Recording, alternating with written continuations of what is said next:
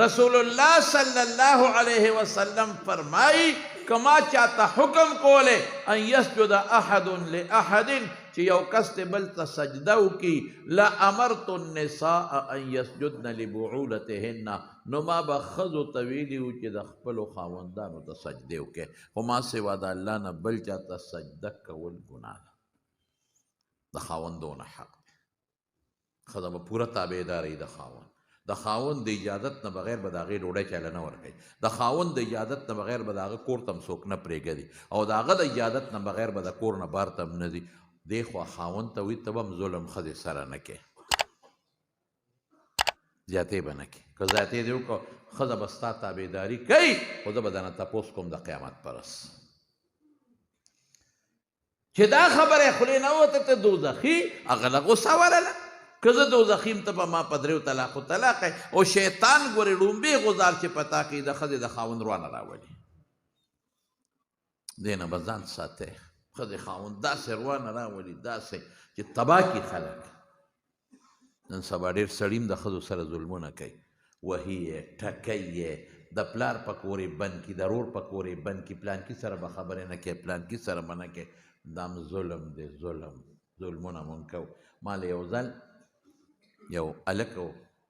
جنۍ راله الک سره هم خپل پلار او مور و جنۍ سره هم پلار او مور د الک د جنۍ له طلاق ورکړه زه زنانو سره نه میلاویږم قانون مې دا دی کور دننه ناسته وه نو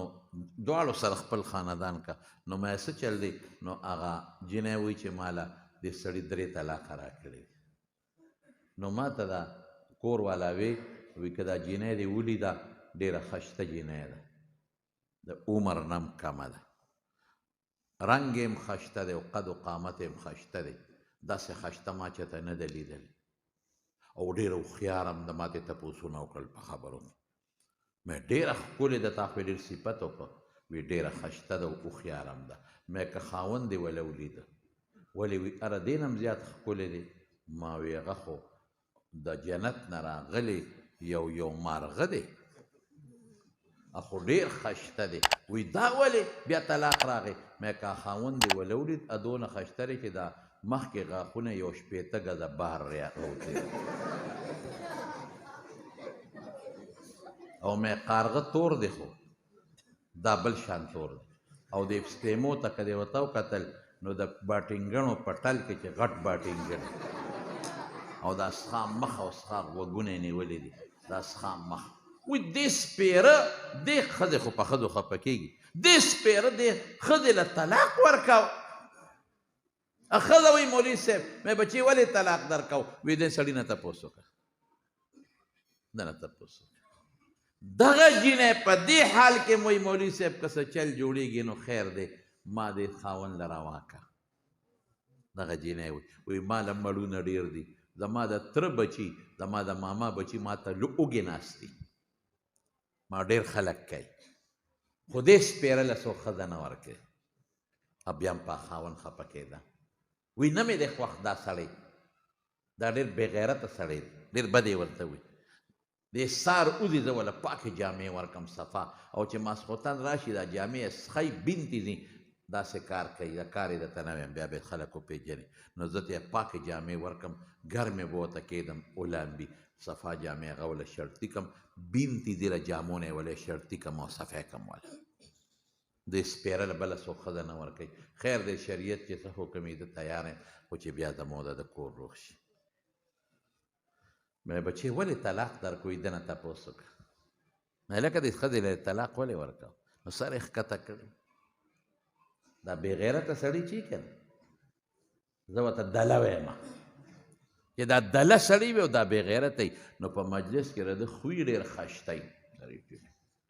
دی غږ نه شي کولی غږ یې نه کو سر یې ښکته کړی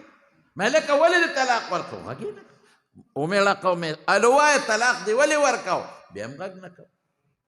مې بچې ولې درکوه خو غږ نه کوي د پردې نه پورې غاړه وه ته وایه وی مولوي صاحب سار وختي مې مانځله پاساو لوټه مې ورته د ګرمو اوبو ډکه کړه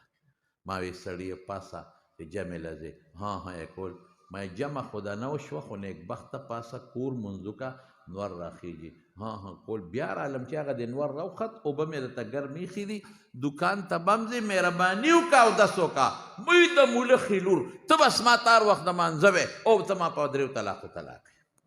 مانځله مې پاسه نو 3 طلاقې راویشتې یاره خو چې دی ووی که نه نو بس خخته پرته وه مې پې ورغروال مې ودرېږه چې په دا مازدیګر دی وم ته خدای غر کا نو خلکو راونیوم وایي ته خو جګړې کوې مې جګړې نه ماله خفګان راغی پړه لاس کېده که ستا لور سره څوک ده وکړي ته خفه کېږې که نه خفه کېږې که ستا خور سره څوک داسې وکړي ته خفه کېږې که نه خفه کېږې دا هم د چا لور ده که دا تاسو سره چې کومې ښځې دي دا د چا لونه دي دا د چا خویندې دي دا ډېرې نیازبینې وې په مور او پلار دا ډېرې پوټینې وې دی په غېږونو لوی کړي دي دوی له به چنچڼي راوړل دوی له به چپسونه راوړل دا به یې په دوکانونو ګرځولې دی په دې اوږو ګرځولې دي دی تاله لویه کړې ده او دی له به یې مختلفې جامې راوړې او چې در ودولی نو څونه څیزونه یې ولا کړل تاله یې تحفه درکړه نو ظالمه ظلم کې کنځل ورته کې سخر ته کنځل کې او خیانو ته کنځل کې ولې ته د خدای نه نه یېرېږې ما خبرې مه کوه بچې ته د خدای نه نه یېرېږې ته خپله خور نه لرې چې ستا خور سره څوک دا ظلم کوي ستا لور سره څوک دا ظلم کوي زمارونه یې بچي مې نن به ما سره واده کوې چې ښځو سره به ظلم نه کوې که خیر انشاءالله ووایه بلکل به نه کوې په معمولي خبرو ښځو سره جګړې به نه کوې او که زنانم زما اواز اوري هغې ته مې هم چې د خاوندانو د سخر خواښې قدر عزت احترام به کوې یو لاس نه پړق نه خېږي بهر کې په